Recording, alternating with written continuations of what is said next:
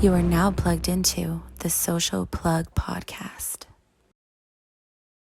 What's going on, everybody? I'm Johnny Martinez, and you are plugged into the Social Plug Podcast, where we connect you to level up and where we discuss ordinary people doing extraordinary things. We're always powered by Social Plug Media. We are in the Greenleaf studio at Greenleaf Health and Wellness in beautiful and historic New Braunfels, Texas, and the crowd cheers on. J-Rock, what is going on? What's up, my brother? We doing all right, man? Doing good. I'm good, bro. I'm good. I'm ready to get after it. We had an awesome last episode with the Tritons, so we got another great episode to do today, man. We had Kevin Cecil talking about football. Heck yeah. He's a indoor football or an arena league football, yeah. owner. So there's a lot of cool things going on in Corpus, including the Tritons. They start their inaugural season March 17th? March 17th. Yes, sir. Yep. So we can't wait for that. Yeah, we'll cheer them on and see what happens. Hopefully they have a great season. Heck yeah. Today's episode is sponsored by the great people at the Wingman for Life organization.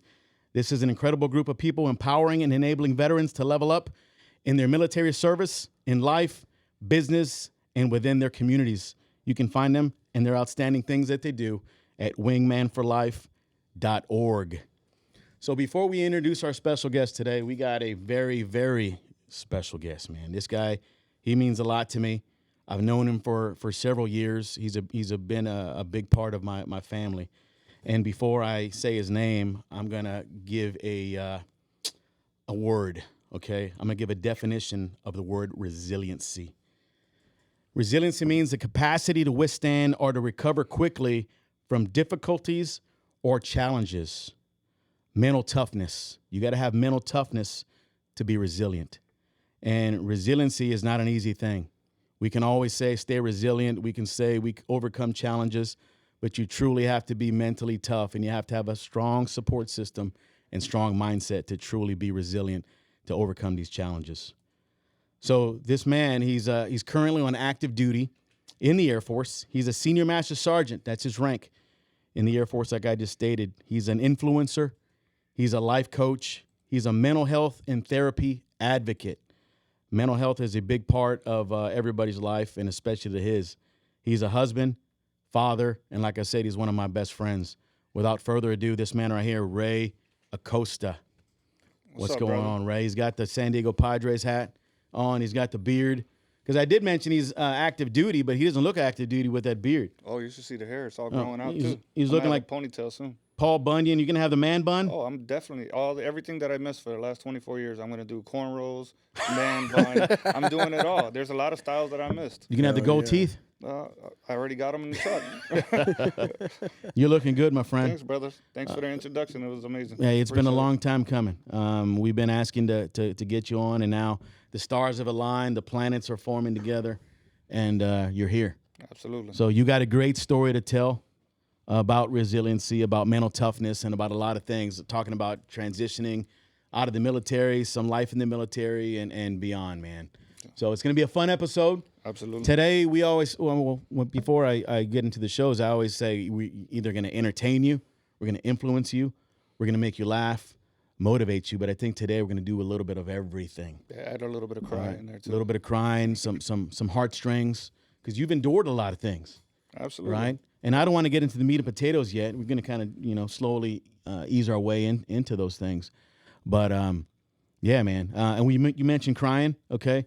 The Miami Dolphins are out of the playoffs. So Is that where we're going? Yeah, we're gonna that we're where gonna we're go there going? first. We can go there. The Cowboys are also out. Right, yeah. And last time I checked, the Dolphins beat the Yeah, Cowboys. I'm glad I'm not a Cowboys fan. Jeez, Yeah, that would hurt. I'm glad I'm not a Cowboys fan.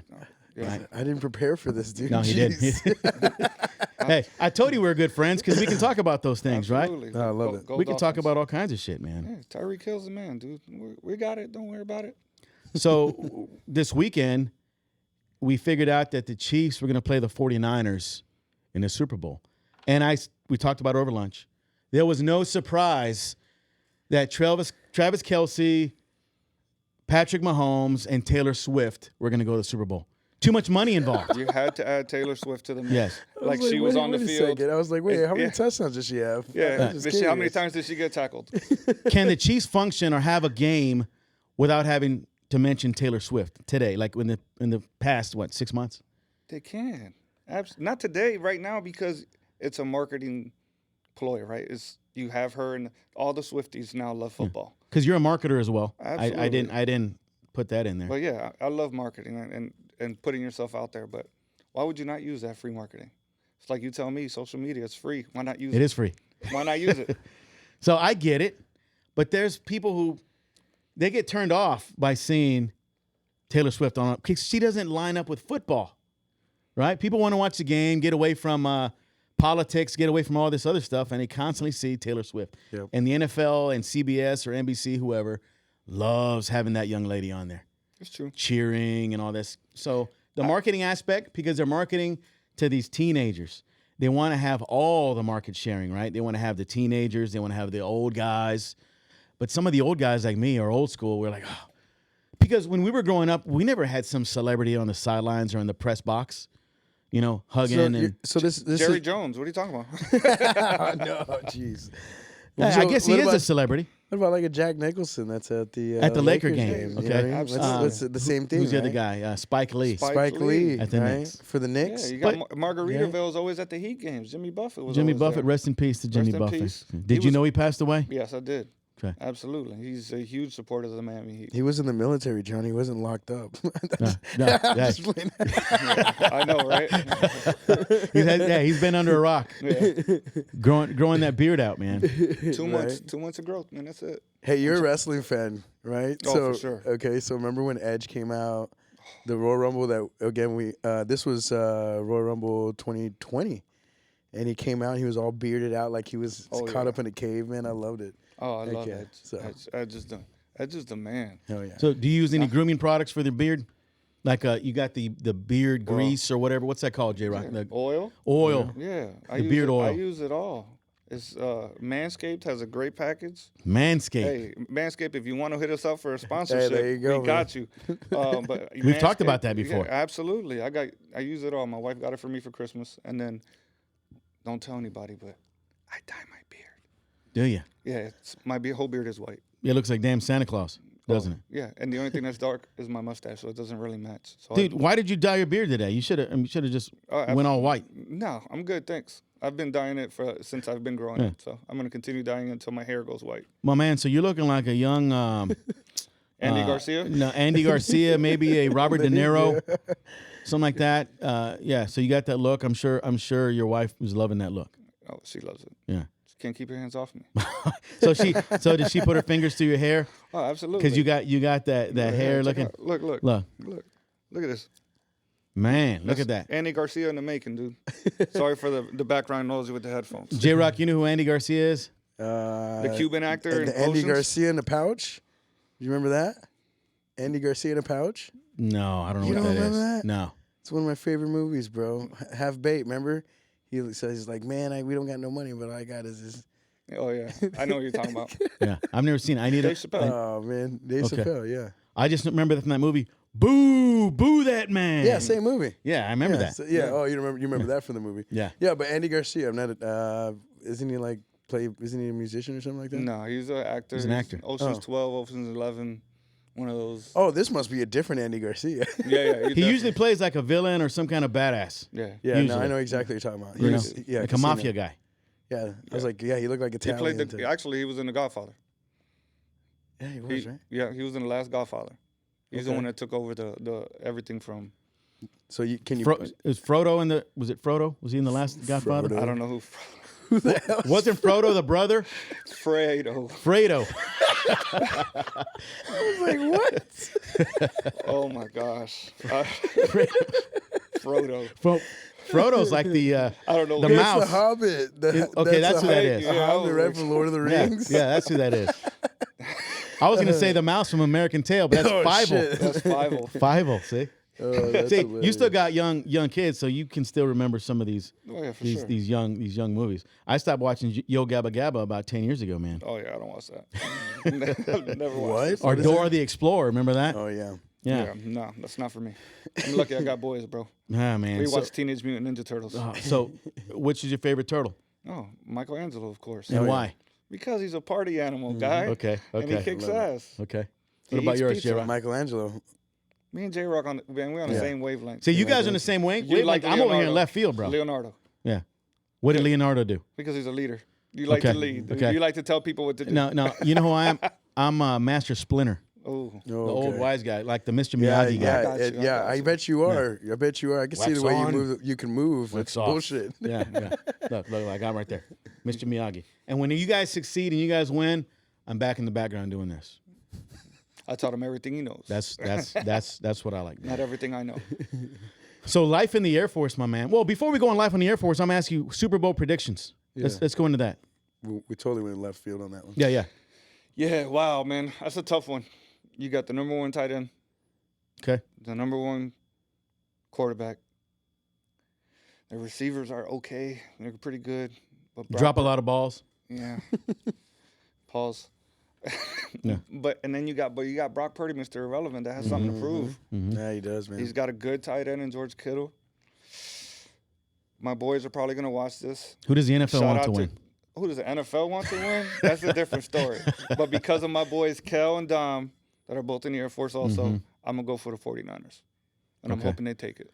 And I know Kelly's gonna say the gang. What's say the Niner gang. Niner gang. Yeah. It's a Niner gang. Yeah. Yeah. Big shout out to Kel. I watch his Facebook and stuff. He's and hilarious. He's always out there. He's a great friend of mine. I love that dude. Yeah. So J-Rock, what do you say? I'm gonna go with the Niners, man. I think it's their year. I think I want to shut up all these Swifties. Okay. So I want 49ers to take this one, man. All right. I'm gonna think with my heart first. My heart wants the 49ers to win, even though I'm a Rams fan and they're in the same division. But my brain is saying there is no way in hell the damn NFL is gonna let Patrick Mahomes and Travis Kelce lose. There's no way. The script. They bring too much money to the table. They're gonna have a parade. They're gonna go to Disney World Yeah, together. they're ready. you Taylor Swift imagine? already has her tickets to Magic Kingdom. Can you imagine? Swifty in the kingdom? Yeah, see that? See how that works? It all lines up. I like it. I like it. Do they really go to Disneyland? Yeah, they do. They pick like the MVP. The MVP goes. I'm going to Disney World. Remember that? And they get a Yeah. car and they get all these endorsements and they get photos and all these things. So it'll be Travis Kelce, Patrick Mahomes, and Taylor Swift riding Space Mountain over at Magic Kingdom. Ric Flair's gonna be there. Yeah. That's a whole different Space Mountain. Just say. The line is long to get on Ric Flair's Space Mountain.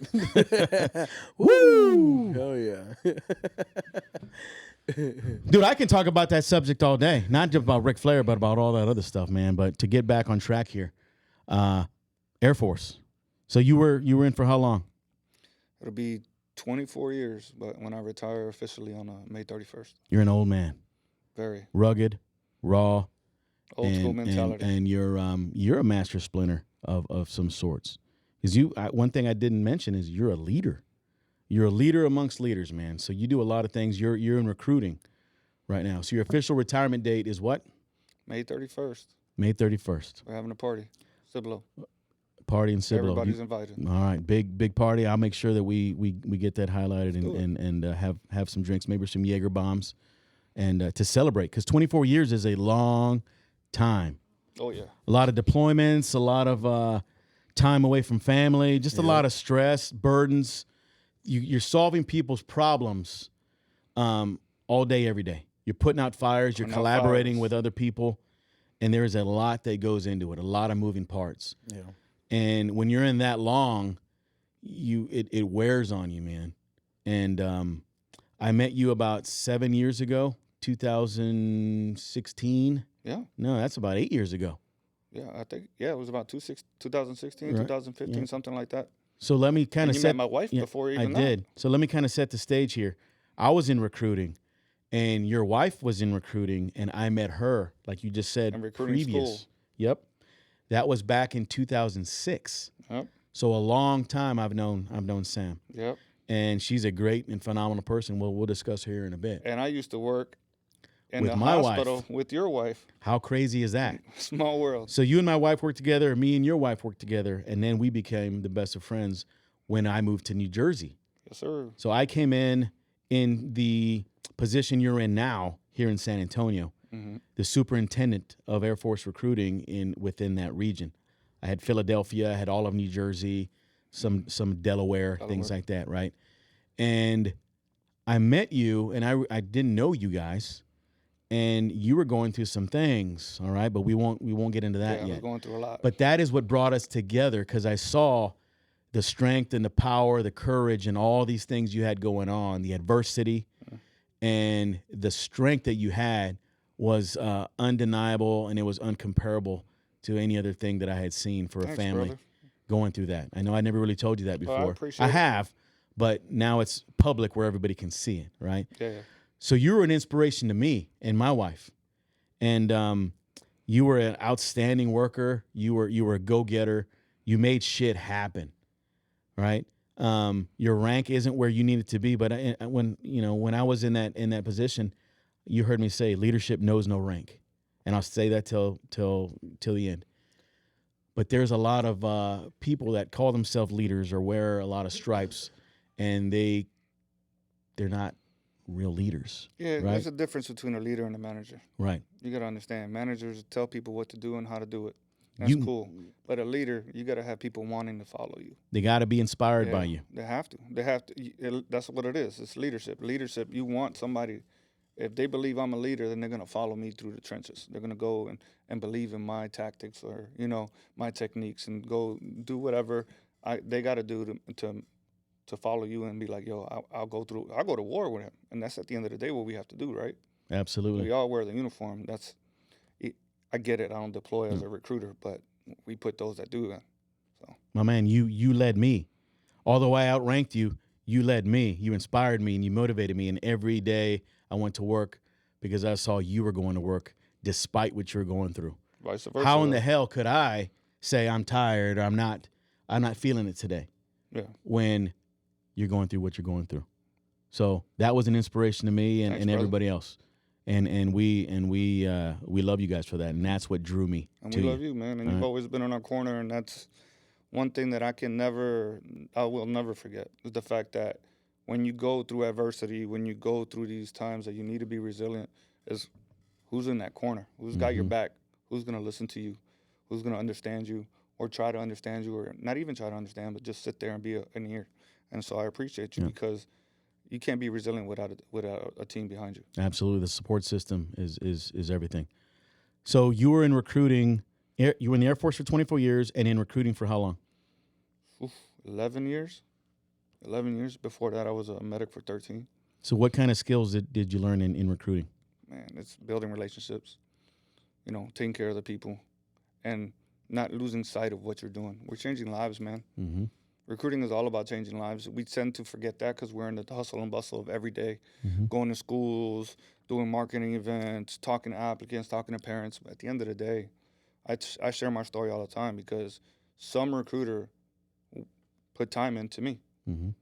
And if it wasn't for the Air Force, I don't think I'd be here. Some recruiter put in a waiver for me to come in the Air Force. So they changed my life. And look at me now, 24 years in, retiring as a senior master sergeant, married, got kids, got a house, got cars, got all these things that I grew up really, really poor. So having that stuff now, it's materialistic at that. But the fact that I have my wife, my family, my kids, the Air Force gave me all that. Yep. I always said that as a recruiter, and it's something I've said it all the way through, and I'll continue to do it. It was like, hey, you got a lot of nice shoes. Yep, the Air Force gave me that. There's no way I can afford it. My wife, I got through the Air Force. I met her in the Air Force. My kids, they were born on Air Force installations, So, yeah, I love it. Decision making, man. You made the decision to join, and somebody, that recruiter, gave you the opportunity. Yep. Whether they bent over backwards or did their job or whatever, they took a chance on you. They didn't have to, but they took a chance on you, and here you are today telling your story. Absolutely. So, and that's what I tell my recruiters all the time. Don't ever lose sight of what you're doing because you're changing lives. Yep. For the better. It's always for the better. Even if they only do 4 years and get out, or they only do 2 years and get kicked out, whatever. They're going to learn and take something from that. That's positive. They're going to do something that's bigger than them. You know what I mean? Absolutely, man. So there's a lot of people that don't do things that are bigger than them. Sometimes you got to do that. And that's what we're doing as recruiters. Yep. That's what I learned in the Air Force, that there's something bigger than ourselves. Of course, we learn how to be an individual and be an individual leader and do these things. learn all these intangibles like leadership, followership, commitment, loyalty, and it goes on and on. Oh, yeah. But ultimately, what I learned is how to be a teammate, how to build relationships, and how to lift people up. So when we were recruiters together, I would always say, how do we make people win? How can we win together? Either you're going to win with me or you're going to lose on your own, whatever. But as long as I'm here, I'm going to help you win. And not everybody liked me. And still, to this day, they don't. That's a fact. But I love you, though. But as long as you love me and J-Rock loves me and my wife, I think that's all that matters to me. Yeah. And the kids. Abigail. But I say that to say this. You got to be a little aggressive sometimes to help people, and you got to give honest feedback to people. And that's one of the biggest intangibles that I learned in the Air Force. Not that you got to be aggressive, but you got to have the courage to stand up against some peers, against some leadership above you, and to do the right thing for people. Because, like you said, that recruiter took a chance, right? But it takes leadership within to take a chance and to serve those below, because not everybody has the best interest, right? I love the Air Force. I love everything. But in any circumstance, in any corporate world, in any small town USA job, everybody needs a mentor. Everybody needs a guide. And I took on that responsibility of doing that. And I think you do that as well. I try. Yeah. I try. Yeah. I'm me, man. Unapologetically me. Yeah. You know, I don't change who I am depending on who walks through that door. I say sometimes I live by the sword and I die by the sword. Yeah. And that's not good at times, but most of the time it's just who I am. So if I really deeply am rooted in something that I believe in, I'm gonna fight for it. And that's, you know, I learned that a lot from you. It's if you believe in something and you know it's right, then why not push? When you can lay your head down at night and know that you did the right thing and you did everything you could for the mission and for that individual and their families, you can sleep well at night. Absolutely. And if you have some kind of ulterior motive within your mind, you're going to have trouble sleeping. But I made sure I slept right every night. And I still sleep good every night because my intentions are pure and so are yours, man. So I love that. So as you transition out, man, how is that right now? I mean, so there's something that the Air Force has now called Skill Bridge, where it's a program that's been created to help veterans and people that are retiring transition out to the civilian sector. Yep. Even people who are just getting out that did 4 years, they give you 180 days to do an unpaid internship. There's a lot of other companies out there that will help you find it. I got lucky. I knew a person that was also a good friend of mine that we both know, Brian Higgins and Mitch Blake. They said, hey, we have a company that has approved Skill Bridge, and then this is something that if you're interested, we can do. So I jumped on in the 1st of June. The 2nd of June was my first day. I am basically doing talent acquisitions, so recruiting for this tech company. It's called DevReady. Great company. It's a smaller company, but they're growing and they've had some great numbers and great success. And I do this for about 3 months, and then I go onto my terminal and then pray to God to give me an offer, and they like what they see. But that's the whole purpose of this, is to show them what I got. They get me on the front side, and then on the back side, I can potentially get, an offer, right, to end up working there full time. Because it's scary right now as you transition, and a lot of these veterans are transitioning out, right? People are coming in, but there's also people transitioning out. It's a very scary thing because it's the fear of the unknown. What's going to happen next? Am I going to get hired somewhere? Am I going to have a career? Now what? What's next? At some point, your military service is going to be over in May 31st, right? But the checks are going to stop coming in as well. So right now, it's so vital that you set yourself up for success. Absolutely. After, and that's what you're doing now. Yes, sir. So do you have any advice for people that are transitioning out? Look for companies and be proactive. Don't wait till the last second. That's the thing. Some people want to wait till the last minute. I'm like, no. Start looking ahead of time. Get on LinkedIn. LinkedIn is a savior. Right now, I'm hiring. That's what my job is. I'm looking for people to come work for our sales team to do Skill Bridge with us. So we're offering Skill Bridge opportunities for service members. So that's what I'm actually looking for. So what exactly are you looking for? Like what skills? It's what they call BDM, so Business Development Manager. So it's sales, but you're only working sales between business to business, and then we as talent acquisitions will then match that business to our software developers, whatever they need done for their business. So we got like contracts with like Pepsi and stuff like that. But It's pretty cool. And it's just sales, man. If you could do sales in recruiting, you could do sales anywhere. And even if you don't never done sales and you want to try sales, we would give you the training. So that's what we're doing. And it's fun, man. And I get to work from home. Most important thing is I take my kids to the bus stop in the morning. And when they get off that bus, I'm right there waiting for them. Were you always able to do that in the military? No, not at all. Not at all. I was TDY, so I was gone often. There's things that I missed. I've deployed 3 times before that. Mm-hmm. Luckily, it was before my boys. So, but still, it's just, sometimes you're in, sometimes you're here, sometimes you're not. And they were used to it. It's not a bad thing. But for me, my number one thing is being a dad. It's my number one. Amen. So being a dad, and now an even more present dad. I've always been a present father, always. Even when I was gone, I was still present. I would never be gone for more than a week at a time. You know what I mean? Unless I was deployed, but they weren't alive at that time. So now I'm even more present. You know what I mean? They don't have to worry about, are you going to be here today? They would ask me all those questions. When are you leaving? Where are you going? Show me your hotel room. Right. Things like that. How important is that? Because I'm a true believer, man, that because people have the debate, who's more important, men, women, fathers, mothers. I think we're all important, right? Everybody has a role. But how important is it that kids have a father figure? Because I think when a father figure is not present or they're out of the picture, bad things tend to happen because young kids are very impressionable and they want a mentor. They're looking for guidance. They're looking for leadership. And I've seen a lot of friends growing up, they didn't have a father, so they went to drugs and they went to all these different bad things because it wasn't somebody saying, hey, put that shit down. Let's make sure we get to school, get good grades, all these things. Because I grew up poor as well, and the mom had a ridiculous amount of responsibility, 2, 3 jobs. You hear the cliches and the stories, but how important is it for your kids and other kids to have you and other fathers in their lives, man? Man, I think it's really important, but honestly, just to have love in their life. Doesn't matter whether it's mother or father. Somebody's going to guide them with good intentions. They're there. It doesn't have to even be a father. You know what I mean? I know if my kids die today, if I die today, my kids are going to be able to go to, Theo Dan, and Theo Dan will guide them along the way. Or they go to, Mr. Johnny, and you'll guide them along the way. But it's all about love and compassion and having that, no kidding you, hey, you messing up, man. I need you to straighten out an arrow. Would your dad want this? Things like that. And for me, man, my parents were divorced since the day I was born. They were never together. So I saw my dad on the weekends. So I had a part-time dad. I had a stepdad, and he was great for me. He loved me to death, but there's a difference between a stepdad and a biological father. Right.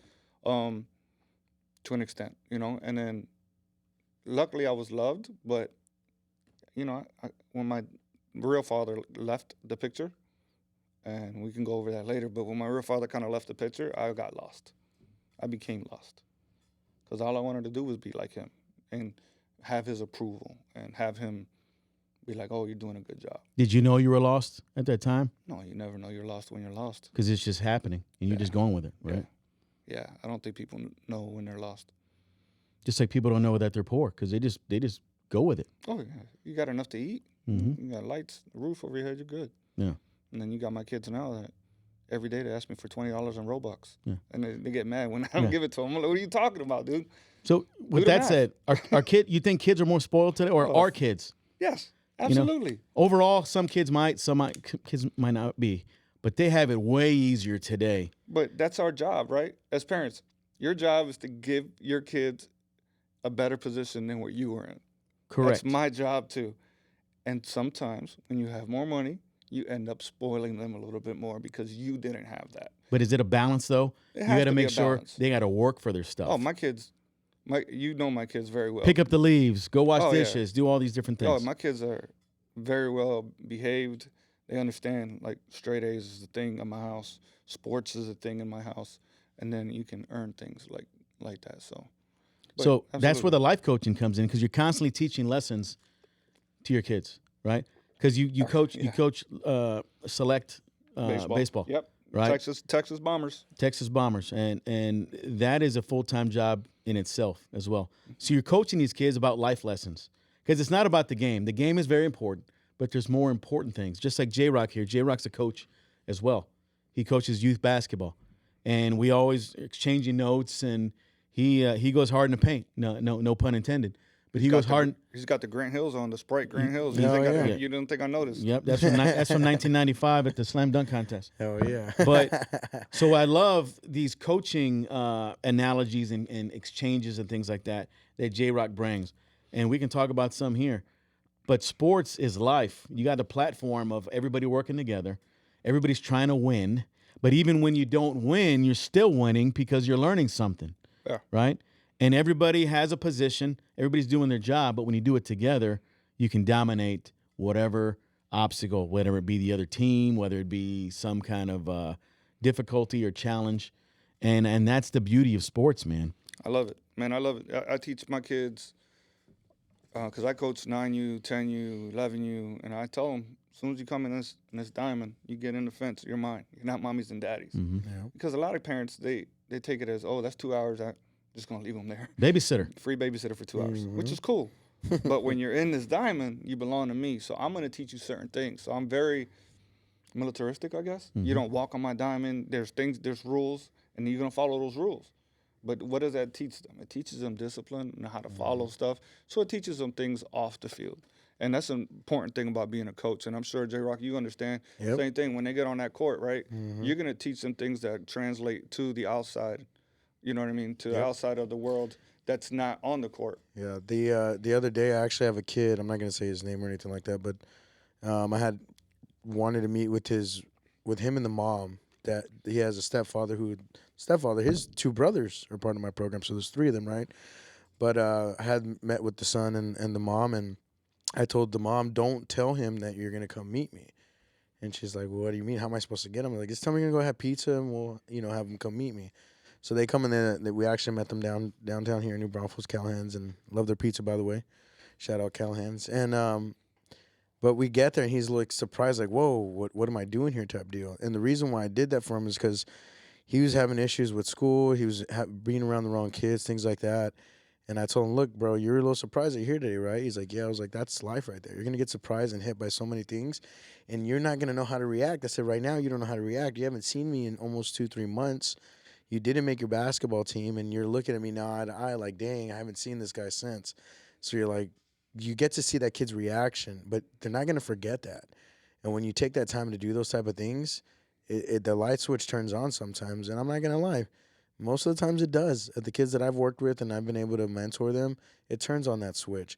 But then I also explained to him, too, that this is what life is, man. Like, we're going to have so many things thrown at us, whether it's the game, whether it's your grades, whether it's band, whatever it is that you're in, it's going to throw it at you. And our character is defined by us on how we react to those things. And I think that was one of the biggest things that I try to teach all my kids. And like you said, when they step on the field, you're theirs. And I tell them the same thing. When you walk through those doors in the gym, we're here for business. Like, we're here to do something that we all agree on and investing in, that you're going to be the top athlete that you can be. So let's do this shit. You know what I mean? But when we walk out, hey, what's up, man? Like, we can be super cool. I can be cool with you. And I think that's what I love about it. Oh, yeah. So it's fun, man. I wouldn't change it for the world. I love coaching. I love it. I love it. I love it. If I can go find a high school out here in New Braunfels that is hiring for a coach, and they want, like, yo, Coach Ray, come out here, I do that. I love it. I absolutely love it. It's not about the money, man. It's just, I love the game, and I love the mentorship, and I love the kids, and it's amazing, dude. Helping people. And sports, man, keeps you out of trouble. Yep. Let's be honest. Yep. The moment I stopped playing sports was when I started getting in trouble. Right. So, So J-Rock does a lot of mentoring off duty, off the field or off the court. I'm sure you get phone calls all the time from the parents. Hey, so-and-so's acting up. Can you tell them that you'll be off the team? Or I'm making stuff up. I do it all the time. But yeah, those kind of things. Yeah, we do great. So this was great about our organization, man. We do grade checks on everybody. Like, if I see your grades are slipping, you're not playing, you can sit the bench. I don't care. Your mommy and daddy are paying, that's cool. But that's a standard. You got to get good grades. I see somebody talking crazy to their mom, I pull them aside. And I've seen it, and I've done it multiple times. Like, you're going to go apologize to your mom, and next time she tells you to do something, you're going to say, yes, ma'am. And, yeah, so absolutely. And parents call me every once in a while, like, hey, just to let you know, can you have a talk with him? Because this is what's going on. He's putting baseball first over his school. So then I would sit him for practice. I'm like, no, bring your homework. Do your homework right here on the bench. And then when you're done, we're going to check it, and I'll check it for you. Like I'm teaching my 9-year-olds now how to their timetables. I'll hit them a ground ball and just ask them a timetable. I try to add it, man, have it fun, and Right. try to also be, educational for them, things like that. Right. I try to do it with J-Rock too whenever I'm, 9 times 2. Yeah. So do you ever have those parents, Coach, you ain't going to talk to my kid like that. You ever have those? Nah, man, I'm blessed. Or is there just a mutual agreement that we set the standard from the get-go, man. Yeah. Like, this is what I'm here to do. They understand. Like, I told them in the parent meeting before, right? Like, hey, they're mine for that hour where they're in BP or while they're in pitching and catching or while they're doing fielding lessons. They're there for 2 hours. They're mine. Mm-hmm. I'm never disrespectful. I'm never yelling at a kid. I don't yell at a kid for mistakes. That's not what we do. I tell you what your mistake is, and then we try to correct it and fix it. So it never gets to a point where I'm yelling at a kid because they're kids. They're going to make mistakes. Dude, look at the dudes in the major leagues. They still have errors. There's a column for errors on purpose because they make mistakes. So what am I not going to expect a 9-year-old to make a mistake or a 10-year-old?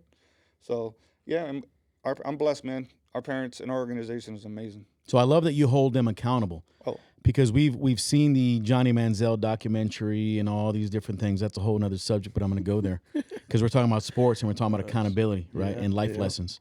So one of the things I learned about the Johnny Manziel whole thing, he was never held accountable.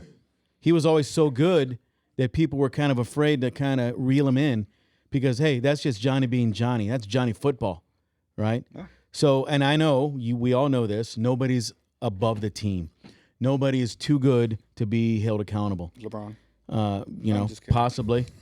He's above the NBA law. No, because LeBron can say what he wants and do what he wants, and nobody holds him accountable. And But LeBron is everything I've read. He's an amazing teammate. Oh yeah, I mean he gives to charity and has schools and all that. Okay, regardless of what you want to say about him personally, he does a lot for the community.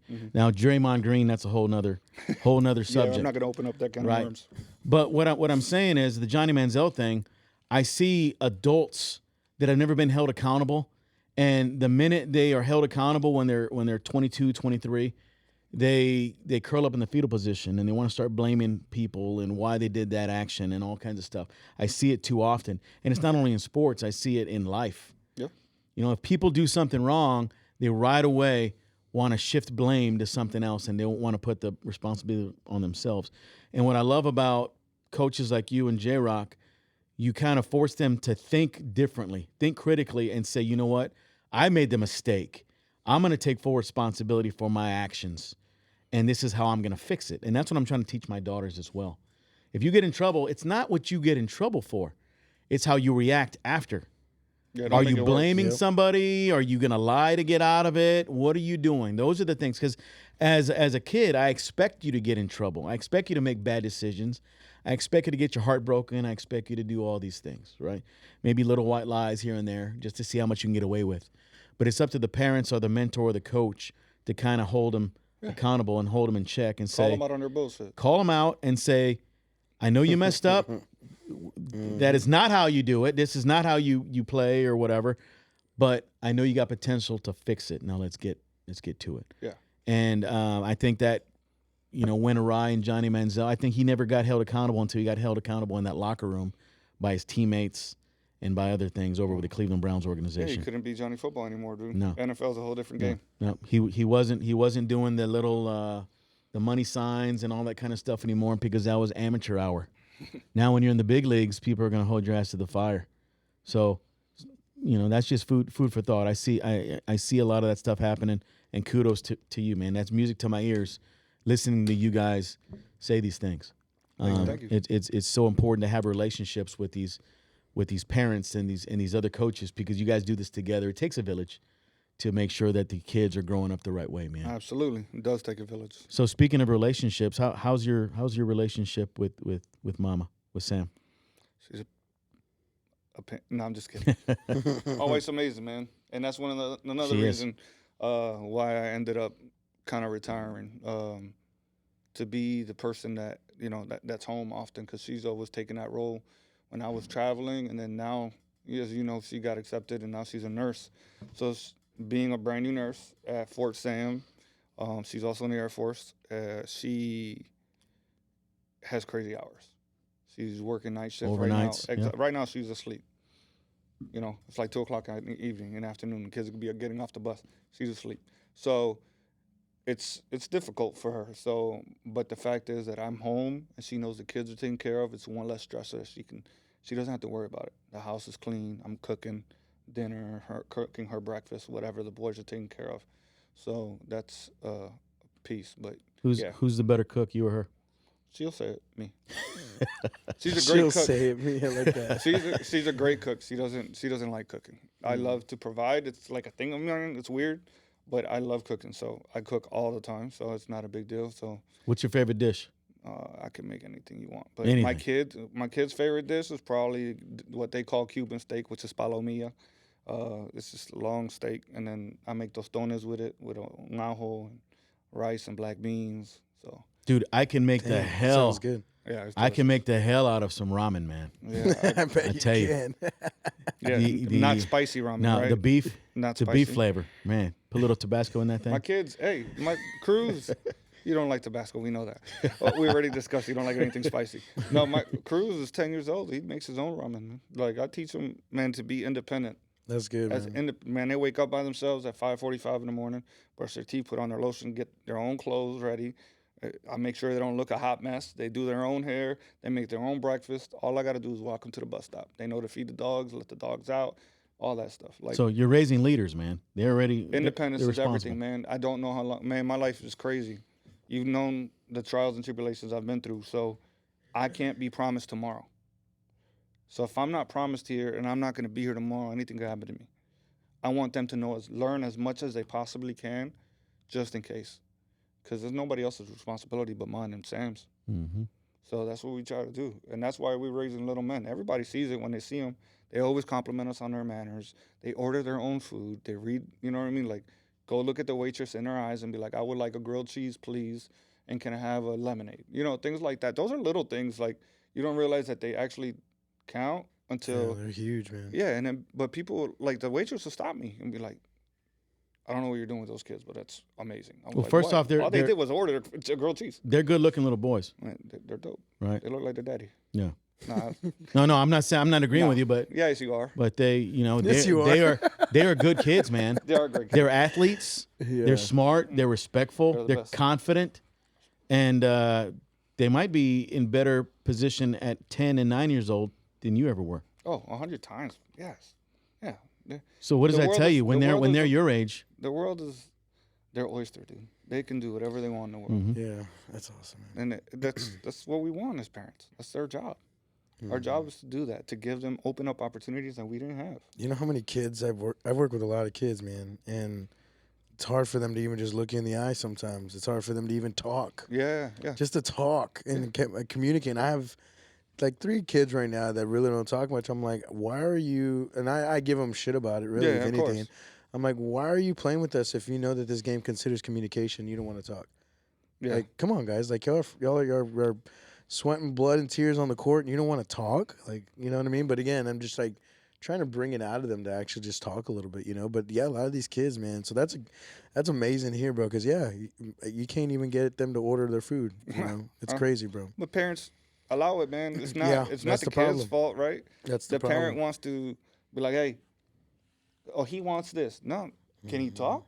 Yeah. Well, then start working early. My kids at 4 years old was asking for what he wanted. You want more water? Ask for more water. I'm That's not what I gonna do tell it my for you, kids. bro. If you're not ordering, you're not eating. That's just the way it is. It's little things, dude. You got to make them independent. Yep. But Absolutely. I didn't really realize all that stuff until kind of after Zoe. You know what I mean? Like I started realizing, like, oh, okay, tomorrow's never promised. Right. So let's get into that, man. This is going to be a tough subject. I don't know if you've talked about this, Talk about it all the time. but in this platform. It's my first podcast. So we talked about the definition of resiliency, mental toughness, and overcoming challenges, and I talked about having the right support system and mindset. Tough thing, man. So you mentioned Zoe, Yeah. okay, and I mentioned at the top of the episode when I first met you, you're going through some things in life.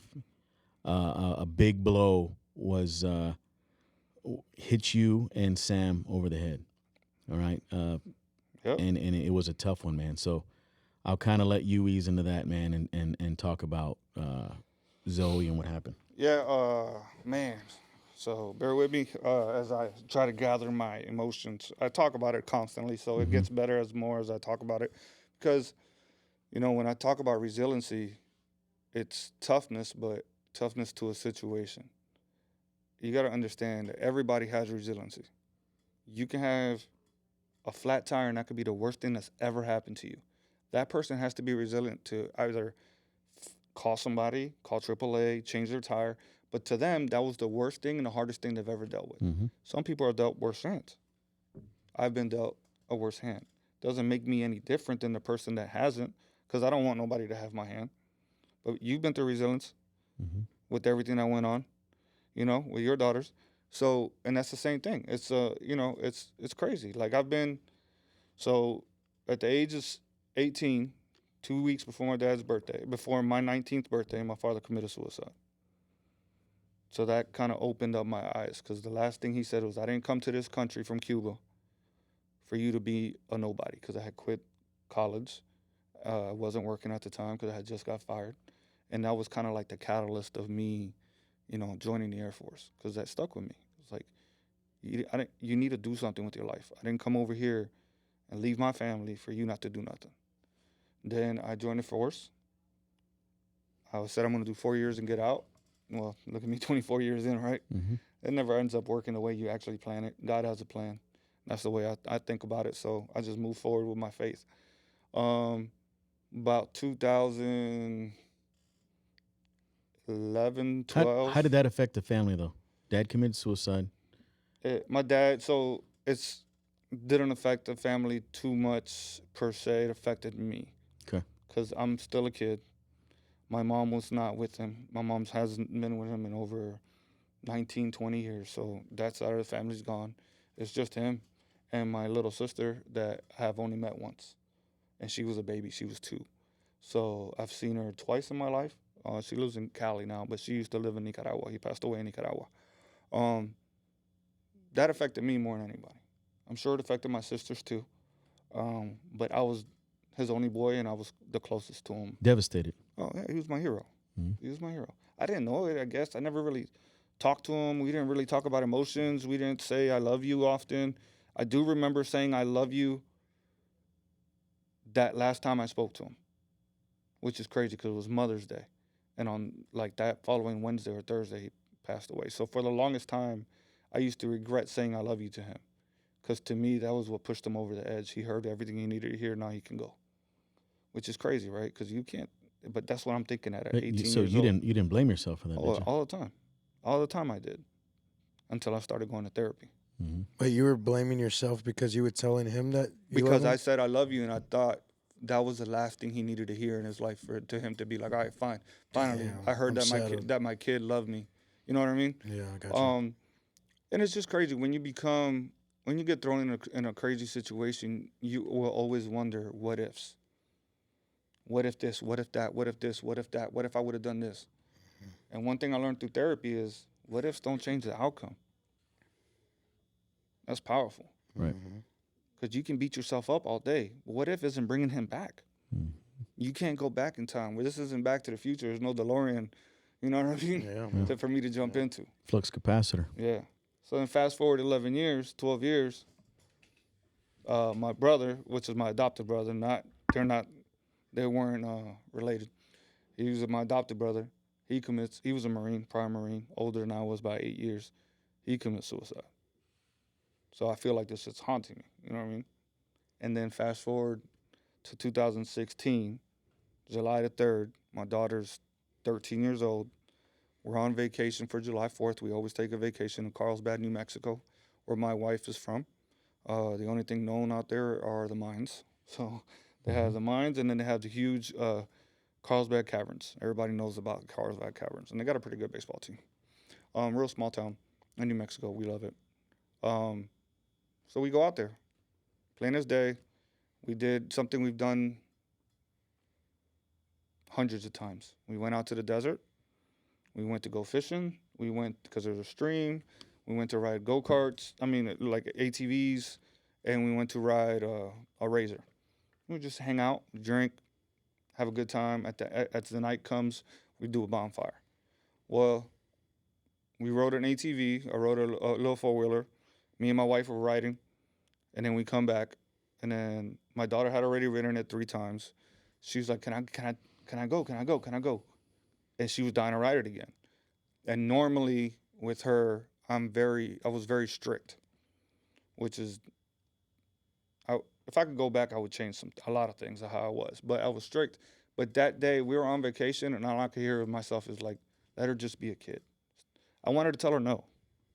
Like, no, let it cool off, let it chill, let's chill as a family. But I didn't. I said, yeah, go ahead. So she took it with her uncle, which they're the same age. They're 6 months apart. Mm-hmm. It's weird, but and then they went riding like normal, just like they did 3 times prior. Me and Mom are out there drinking a beer. We're under these canopies. Everybody's out there just hanging out. Then my wife's motherly intuition, and this is when, you believe it or you don't, kicked in. She's like, it's been longer than expected. And I was like, what are you talking about? She was like, go look for her. It just light switch. I was like, all right. So I get in my Yukon at the time. Her cousins get in the car, 2 guys. And I'm coming up the hill, and I see an ATV coming. And I was like, okay, there they go. Everybody else was like, okay, there they go. Don't worry about it. Being in the military, I'm very cognizant of what's going on. I don't like having my back to a wall. I have exit plans, strategies always. I only saw one person. And I saw it was a boy. So at that moment in time, I just yelled. I was like, yo, there's only one. So I always have a rosary. Grab the rosary, start praying. I see Mikey come up, which is her uncle, which is my wife's brother, and he's got blood on him. So I was like, oh, shit. I'm hoping it's just an arm, a leg. Well, my little cousin in the back, he bounced, went to go get help, call 911, all that good stuff. We go out to the middle. We're in the middle of the desert. I finally get to her. And she had flipped the ATV over. And then she had a lot of facial fractures, facial things. Granted, remember, I'm a medic. Mm-hmm. I've been a medic for 13 years. I've saved countless of lives. Me and a team or whatever, we put people back. I grab her up, cover her up, put her in the back of the SUV because we have a third row. The third row goes in flying, I don't know, somewhere. But we're in the middle of nowhere. No hospital, no nothing around us. We call 911, meet us on the main road. She stops breathing. I got to do what I've done 1,000 times. Chest compressions. Breathe for her. Try to bring her back. So I do that. And I do it for minutes. It feels like an eternity. I'm exhausted. I'm tired. I'm crying. I'm in shock. There's so much shit going on through your head at that time. Finally, the ambulance comes. Sam has yet to see her. There's only 2 people that saw her that way. 3. Her brother, Mikey, her cousin, Nate, and then me. I'm the one that picked her up, put her in there, did all this stuff. Sam wants to go to her. So I had to grab Sam, but like, no, you can't see her. I don't want that to be the last vision that you have of Zoe. I was praying for good things. I was praying that she's going to make it out. She was going to need major surgeries, but we got TRICARE. And I'll go into debt. I don't care. I'll do whatever it takes. I'll give my life. I don't care. We got her to the ER. I drive in. Sam follows the ambulance. I'm in the ambulance with them. I see everything they're doing back there, all the paramedics. They're shocking her. They're pumping chests. They're giving her medication, trying to bring her back. At one point, they get to the emergency department. Her cousin, Sam's cousin, actually works in that ER in Carlsbad, which is crazy. She was a nurse. She was off that day. Take her back. I don't see her again. And I heard, okay, we brought her back. So we're going to medevac her out of here. It's a small hospital. So I don't see a helicopter. Then they call me and Sam in. And I've been in, so this is the problem, right? I worked in emergency rooms. I looked at where they put us. They put us in a private room by ourselves. At that moment in time, I knew she was gone. Sam had no idea. when a medical professional puts you in a private room by yourself to tell you news, it's not good.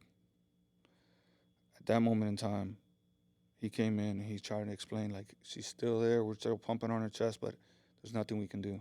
Sam doesn't understand. I was like, babe, she's gone. And our life changed forever. We went in there, said our goodbyes.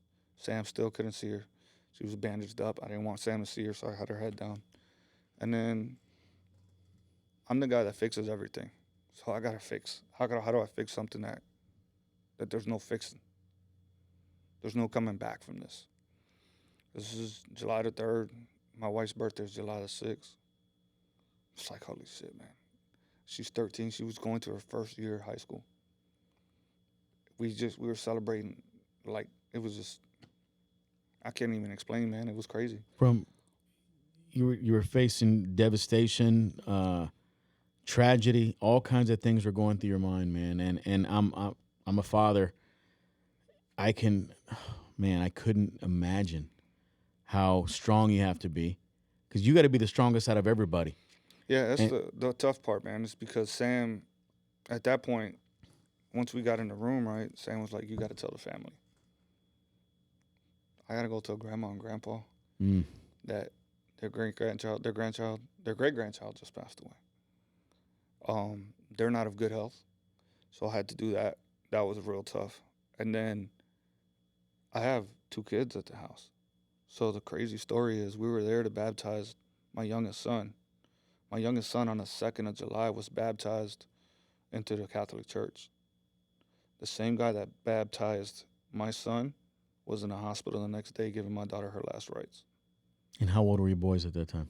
Cortez was 11 months, Cruz was 3. So the same father, one's putting one into the Catholic religion, the other one's saying, you're off into heaven. That's some crazy shit. 1 day apart, 24 hours. And it was, and then I gotta be the man. I gotta be there for my wife. And then you don't have time to grieve. Really, you have sometimes, but then you really have to, then people are coming over to the house, then you gotta start, I gotta take Sam and we gotta figure out, what are we gonna do? How are we gonna do this? Because every time somebody new comes over, it starts over. Yeah, it's reliving it. And it's that is probably one of the toughest things. Yeah, even telling her story, man. That anybody is gonna face. That's why I'm such an advocate of wearing helmets when you're in ATVs, even if there's a law doesn't state so. Like, there's a lot of states that when you're wearing ATVs, you don't gotta wear a helmet. You'll see kids all the time messing around. My kids won't ride a freaking scooter right now without a helmet. Yeah. It's changed the way we parent big time. Sam more so than me, because she's a medical professional now and I'm not. Yep. She will not even let them ride a little push scooter with no helmet. Would a helmet have made a difference? Yeah. So that was the difference maker right there. Yeah, that would have made. I think. She would have been alive, for sure. So we talked about resiliency. How has this? I mean, I get how it's changed your life. Obviously, you have tragic loss, the what could have been, all these different things when birthdays pass and stuff like that. That is a tough thing to deal with. But how has it made you stronger? You think this loss has it got you a little closer as a family, or So has it? The studies actually say that when somebody loses a child, most marriages don't survive. So I'm blessed that I still have my beautiful wife and my kids in my life. Because you guys seem very strong, very close knit. We're very, very tight. We've been through hell and back, man. So, because I met you a month after this. Yep. And you were at work. You were ready to work. I only took 3 weeks off. I needed to be distracted. The only thing that changed was my position. I was no longer recruiting kids. I was working in a training shop, training recruiters because, parents think their kids are the best and they want what's best for their kids. But I didn't think I had the time nor the energy to deal with a parent saying, why is my kid not going to MEPS to go process when my kid's doesn't even have a chance? She wanted to be in the Air Force too. Right. And it's rightfully so. The commander at that point made a good decision. The chief made a good decision. You made a good decision. Well, no, it was before you, to move me. So I think they did the right thing. But you don't realize when things happen, man, and this is the resiliency piece, right? You're going to go through it. I'm a man, dude. I go through it. There's days I go through it. Every May 13th, I go through it. That's the day that my father committed suicide. Every July 3rd, I go through it. That's the day Zoe passed away. Every August 7th was Zoe's birthday. I go through it. And that's okay. Like, it's okay. And I teach my kids this, too. Like, it's okay to cry, dude. Yep. It's okay to hurt. It's okay to have nightmares. It's okay. Things happen like this. Their dad, they know that their dad has been diagnosed with post-traumatic stress disorder. Not just from Zoe, also from my all the deployments and all the shit that I've seen when I was a medic. Mm-hmm. You know what I mean? Like, they understand, and I've explained it to them. I'm an open book. But the reason why I'm an open book is maybe somebody can learn. That's the reason why I'm here now, right? The education maybe somebody part. can reach out to, maybe somebody's going through some shit right now. And then they're like, yo, you know, I really want to sit down and talk to Ray. And because he has a good mindset. And that's come across a lot. Man, let me tell you the story, man. Like, in this instant, you don't really realize why. How do you push through? Why do you push through? For me, it was easy, right? I have my kids and I have my wife. I have to push through. I can't just cut and say, I'm out. Bye, world. I can't.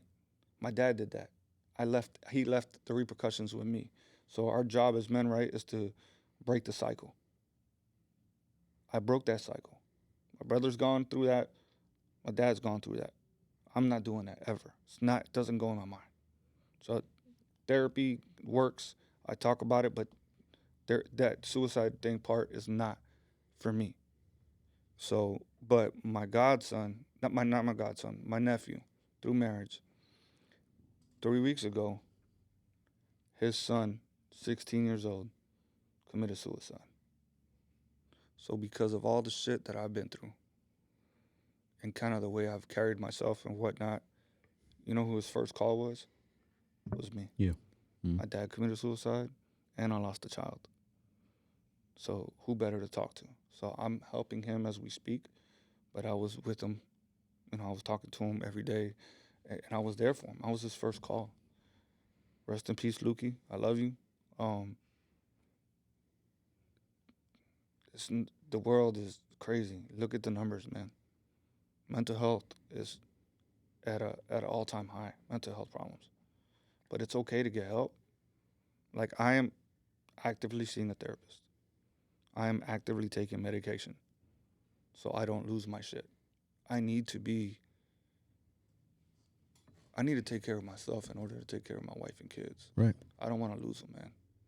Because if I lose them, I don't have anything to fight for. My kids are my everything. My wife's my everything. Mm-hmm. Zoe is my everything. Zoe her legacy is my legacy. It's to keep her going, her name going. And by every conversation that I have, I may help one person. One person's more than enough. And that's the whole thing, man. Resiliency is, I've been dealt a bad hand, but it's just me. It's okay. Somebody that has maybe grew up with a lot of money and hasn't gone through a lot of stuff, everybody goes through something. It's whatever they've gone through at that moment in time and what they're dealing with. And believe it or not, man, a 16-year-old kid committed suicide. You know, his parents were separated and he's gone through some stuff, but in the grand scheme of things, there's no comparing. That's the problem. Is people try to compare mental health strength versus, you know, situations and stuff like that, and I don't think it is. Yep, there is that's devastating, man. You've had several instances, and they're all tragedies, and you're the poster child of resiliency, man. We talk about it all the time, and resiliency has different levels, but you are definitely up there. And I don't want to be the poster child of that, dog. No. But of resiliency, because I know. You have a lot of challenges and turmoil, things like that, and I can only imagine how much stress you've been under. And you say you had PTSD and things like that. You're on medication, and it takes a lot of courage to be able to say that publicly on this kind of platform. I take it in any platform, and that's the thing, man. It's If I could save a life, why not do it? Why not make this Absolutely. world a little bit better? Like, man, everybody goes through it. Everybody goes through it. Some people are stronger than others, man. And I know for a fact, J-Rock, if I didn't go see help, and I didn't start talking to somebody, my fuse was like this short. I was yelling at my kids for no reason, yelling at my wife, getting upset for the craziest things, you know what I mean? And there's no way Sam, as she's an angel. She's sent from above, dog. No lie about it. She's the complete opposite of me. I'm crazy, loud.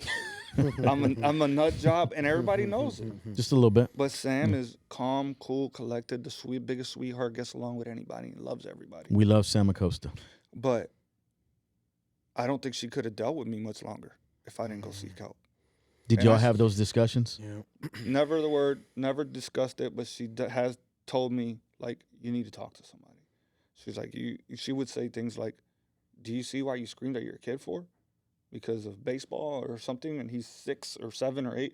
Like, I would lose my shit and I realized it, and I've changed completely. I'm still a work in progress, but we always are. We're always are a work in progress, brother. You can always get better. You're a beast, dog.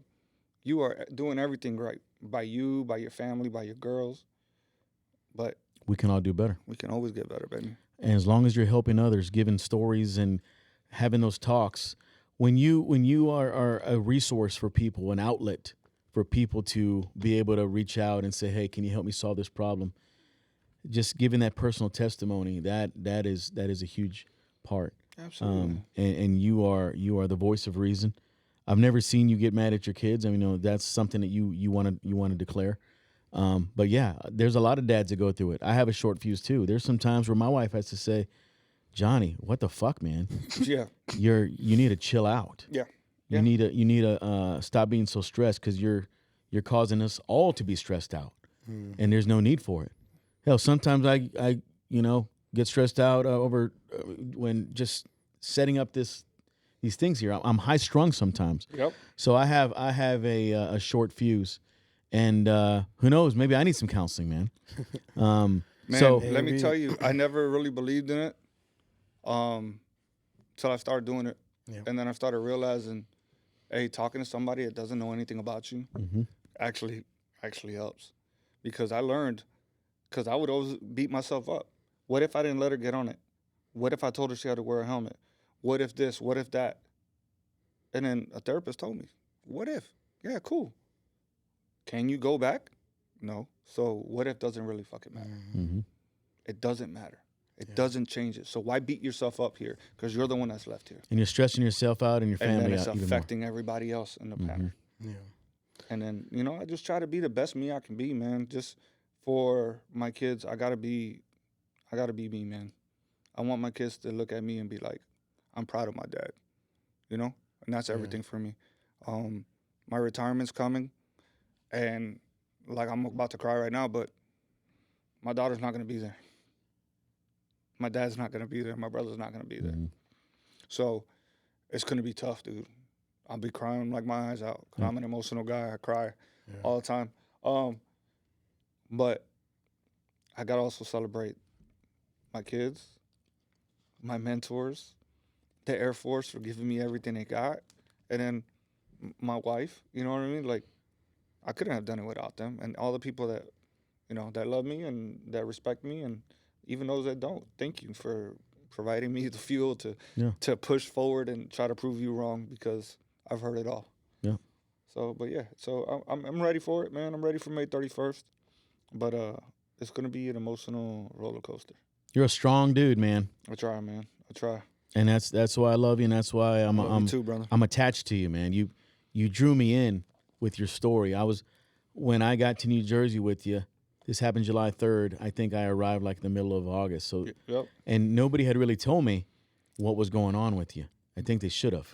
Can I ask you a question before you keep going with that one, Johnny? Go ahead. Did you know, like, seeing Ray and hanging out with Ray, did you feel like there was anything there that maybe could have been bothering him? Or was his personality just... I think his personality exuded these things. He's definitely a character, Yeah. and a good character, right? I mean, Yeah. because if I thought you were a douchebag, I wouldn't think too highly of you.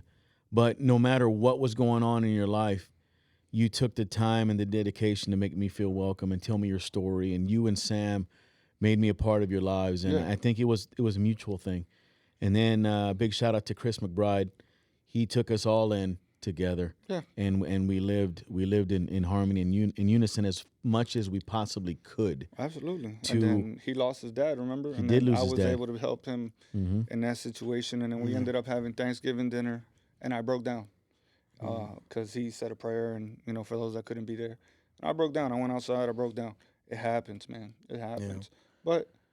And that's why no one could ever say anything negative about you or Chris McBride or anybody that ever helped me out throughout that journey. You may not be liked in the FRS for certain reasons or whatnot. I'm not gonna lie. Sometimes I call you Mr. Knife Hand because that's how you used to. there it he is. used to talk to people from his always TI does this days. right here. Yeah, He'd be he like always this. does I didn't Let me- mean to, but that's just the way I talk. I know, but that was from your TI days when you were a drill instructor. It could be somebody above me, and I'd I talk know, like that. I know, and I crack up. But at the end of the day, I will never forget those that have been there for me, and that's why I love you to this day. I love your girls. I have pictures of your girls when they were babies, dude. They were little. You know what I mean? Think about it. What, 8 years ago? Yeah, that was back in 2016, Uh-huh. and we left New Jersey because my wife's of the wife's my dad. wife's dad died. Yep. Right, and the Air Force moved us back to San Antonio. Yep. So To the squadron that I'm currently Yes. running. So we had the same so position. the Air Force plays a big part in my life and is yours as well. So there was a lot of great people in the Air Force, still is today. Absolutely. I love the Air Force, man. But There's nothing I would change. Yeah. I love it. I'd Yeah. go back in a heartbeat. Yeah. If I can go, I tell my kids, man, it's an experience. It's amazing. But it's what you make out of it. But that's everything in life. It's what you make out of it. there's a lot of people that go through life complaining and how they can be better and this and that. It's just decision making and being able to surround yourself with good people. Yeah. And one more thing about that. Yeah, no, go ahead. Good people and just the positive attitude, and just show that you have value in your positivity. Because once you start showing your ass and show negative stuff, people are going to kind of go away from you. What was that, J-Rock? Did you say show your ass? Meaning like the bad part of you. Pause. Pause. So the kids like to say yeah, now. right? Pause. You know, right? Yeah, man. This is the second time. Well, I mean, but today I felt like we got to actually sit down, have lunch, and talk, man. And I think you're a cool guy, man. You make me laugh. Obviously, you have this, brotherhood and deal with Johnny, and it's great to see that, man. And when Johnny told me about your story, it was just weird because there was a kid that actually passed away in an ATV accident here in New Braunfels, and it affected a lot of my basketball kids. And to be young and lose a friend like that, I saw a lot of those kids, take it really hard. But I tried to do the same thing, encourage them to talk to somebody, and not only in this situation, but anybody, man. And I think that's God doing work possibly to go through you to get to everybody else that's going through something. And if hopefully in some ways I hope you see it that way, because it's things that when I went in and had to get help too, I caught myself doing the same thing, was going through my problems and then sometimes almost taking it out on everybody else. And then when I noticed that was going on, man, it was a scary part for me too, because I had to get rid of people to make sure I can be a better me. You know what I mean? Yeah, So absolutely. I look up to you in your story, man, and Thanks, brother. I appreciate you coming on here and sharing all that, bro. It takes a lot. Thank you, brother. Sometimes you ask God why, right? For those that have faith. I have a lot of faith. I'm not super religious. I don't go to church every Sunday. I'm at the baseball field every Sunday with my kids. I hear you. I hear you. But I do have a lot of faith, and I pray every day. And you wonder why. Like, why am I the guy that's been going through all this? Why am I at this? Why am I that? And it kind of opened up an eye a little bit, man, when my nephew called me 3 weeks ago. He was like, "You're the first person I called." I cried my eyes out. Like, I don't want to be the first person you call because of what I've gone through. But I've also seen some solace in that. Junior trusted me to call me. So he was like, "How do you deal with it?" And I tell him, "You don't. Just got to ride the wave. Got to." And then as time goes by, you never heal completely. My heart's broken and it'll always be broken. But it's mended. There's cracks in it. If you look at an art piece and there's a bunch of cracks in it, but it's glued back together, it's kind of how my heart is. It'll always be like that, but it's still a piece of art. It's to whose vision, right? Mm-hmm. Art is in the eye of the beholder. That's a great way to look at it, man. Absolutely. And there are a lot of resources and nonprofits and things like that Very much so. to help people cope with stress, anxiety, mental health issues, things like that. Here in New Braunfels, we got something called the River City Advocacy. They are big on that. People dealing with suicide, and I think today, you mentioned it earlier, suicide is a lot more prevalent today. It's a lot easier just to say, you know what, fuck it, I'm done with this. Let me go and take care of business. Yeah. And you set so many people back, and you create so many holes in people's lives. So you don't understand the ripples, man. No. The ripples turned into waves, and it affects everybody. You don't think people love you as much or whatnot, but if you can just see from an outside perspective, dog, it affects everybody. Yeah. But it shook me to a core. I wouldn't be in the Air Force. Honestly, I don't think I'd ever be in the Air Force if it wasn't for my dad committing suicide. Yeah. So that means my wife wouldn't be around, Zoe wouldn't be around, the kids wouldn't be around. So, you know what I mean? Like, I wouldn't even be here. Yeah. So, yeah, man, it's a wild ride, but I'm here to ride it. I love it, man. I love my kids. I can't wait to go home and give them a big ass hug. And I told them I was coming to see you. They're like, "Oh, you gonna go see Mr. Johnny?" And I was like, "Yeah, I'll go. Guess what? I'm gonna be on a podcast." So right now I'm like the coolest kid. He was like Joe Rogan's podcast. I was like, that's a little bit smaller, but yeah, Pops. He was like, "Can I see it?" I was like, yeah. You can see it. So Cruz and Cortez, Poppy loves you. Shout out. They're gonna love it. I'm giving them a shout out. But yeah, man. So they love you to death. So they're down and go to your pool. Oh, yeah. Whenever you invite us. Man, over. I've been inviting you over for all summer, I think. Yeah, he invites but you me. were always on the baseball field. Yeah, when I'm on the baseball field, you got to invite me in the off season, bro. Right. When does your season run, bud? Man, we started already practicing. We start games February 17th through July 4th. So do you have kids still playing? No. Yeah, okay. Not right now. They're practicing, but they'll start playing. No, here. I mean like you. Do you still have a kiddo that plays? Mine. Oh, both your boys? Yeah, my 10-year-old plays 11 and 12U. Okay. I don't coach him. He does his thing, and then my youngest, he's 8, but he plays 9 and 10. They're both pretty good and advanced. I love them to death. But yeah, and I coach. It just so happens I coach the youngest one, but I would coach regardless. That's what's up, man. I don't want to coach my kids because I don't like the daddy ball thing. Yeah. But I run into a lot of it. Oh, yeah, it's horrible. A lot of it. Yeah. But as far as that though, I love coaching, man. I'll do it as long as I can. That's awesome, bro. Oh yeah, I've been doing it for. We talked about it, man. Military things like that. I wish I would have done, things like that. But I feel like this is my place, man. I've been doing this for 19 years now, coaching basketball. This community doesn't have a lot of it, so I've been doing my best to help build it here. But I love it too, man. It's awesome. I've been able to turn it into an actual, career for myself without going to school for it. So I've been blessed. But yeah, I wouldn't change a thing, man. I've changed a lot of kids' lives.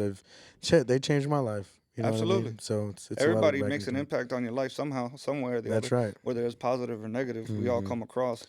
You know what I mean? So yeah, no, it's awesome, man. So that's great. I'm glad there's other dads and people like me out there, and I want to give them a shout out, man, because it takes a lot to do that. It takes a lot of your own time away from other things. So, my man, we appreciate you. I love you, bro. What a story of resiliency, courage, passion, love, support. It's all mixed into one, man. I can't thank you enough for inspiring me and helping and making an impact in the lives of others. Hey, one thing I do want to put out before we end this, if you ever need help, you just need to talk. Don't be ashamed, whether you're a guy, a woman, a child, anything. If you ever need to have a conversation with somebody, there's so many sources out there that can help you. Shit, you can shoot me an email or call me or get with Johnny. Shoot on this. I'm sure he'll tag me on this stuff. Shoot me a direct message, a PM or whatever it's called because I'm old. You know what I mean? Like honestly, I will drop whatever I'm doing for anybody when it comes to this. And eventually, once I'm out the Air Force and I get settled, do my new job, I would like to put together like a nonprofit to talk about resiliency and go do speaks about it because that's something I'm really passionate about. Because, like I said, man, everybody goes through it. It's just how you go through it and understand that you're never alone. Never alone. Dude, no matter who you see, how much money somebody has, how much fame, everybody's going through something in some way, shape, or form. Yeah. People just have Vince McMahon, and you know that's a whole nother realm. He's under stress, but for a different reason. Yeah. He's under stress and he's going to lose a lot of money and maybe face some jail time. Yeah. Oh, well, he's got a lot of That's it. on him. So yeah, that's on him, man. That's just decision making. You made that bet, you better lay in that. Yeah, that's right, man. Hell yeah. So hey, Ray, we love you. We can't say that enough.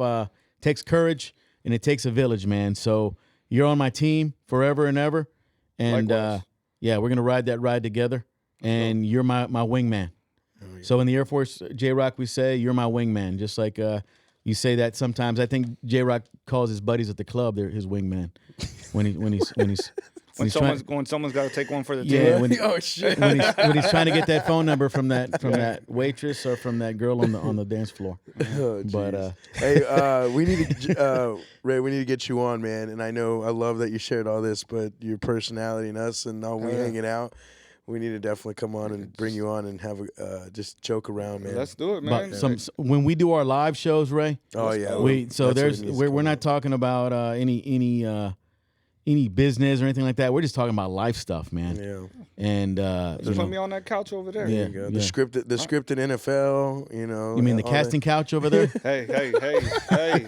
But yeah, you can put me on that little couch there by myself. That's a different couch. I'm definitely in, man. Anytime you guys want me, I would love to be here because I'm a clown, man, and you guys get to see That's what I'm saying, man. Not so serious style, but definitely going to have some drinks with me next time. Hell yeah. Let's go, man.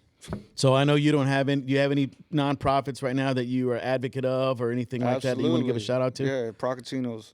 Okay. I know you're gonna read up on it, man, but I am. Jason Procacino's big shout out. I love you, bro. He is a big supporter of my story, and he is an amazing leader. Like, you want to talk about a leader? I'll go through a brick wall for that, man.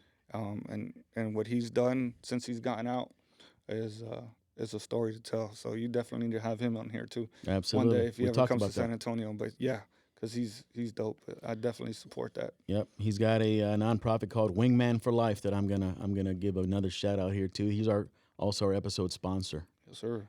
So without further ado, let me exit with introducing our episode sponsor in detail. Today's episode is sponsored by the great people at Wingman for Life organization. Wingman for Life is a veteran-owned and operated nonprofit organization dedicating to elevating veterans and energizing results. Part of what Wingman for Life does is empower and encourage veterans to build and run their own nonprofit ventures. This organization was founded by two Air Force veterans, Jason Procacino and Sean Triglia, who I personally worked with while I was in the Air Force and when we were Air Force recruiters together. These guys pour their heart and soul into what they do 110%. Proc and his team believe that veterans possess unique skills, experiences, and leadership qualities that can make a significant impact in the lives of others and within communities. At Wingman for Life, they provide comprehensive support and resources to help veterans and turn their passion into purpose. From business planning and fundraising to marketing and operations, their team of experts will guide and mentor veterans every step of the way. By empowering veterans to create and lead their own nonprofit organizations, they are not only helping them find a sense of purpose and fulfillment, but also enabling them to make a lasting difference in the lives of others. Join us in supporting our veterans as they continue to serve their communities and make a positive impact. Together, we can empower veterans to create a better future for everybody. To find out more and how you can donate to Wingman for Life and become a Wingman for Life, visit their website at wingmanforlife.org. Or you can reach out to Jason Procacino at proc, that's P-R-O-C, at wingmanforlife.org. With that said, you are unplugged from the Social Plug Podcast, where we connect you to level up, and we will talk to you soon.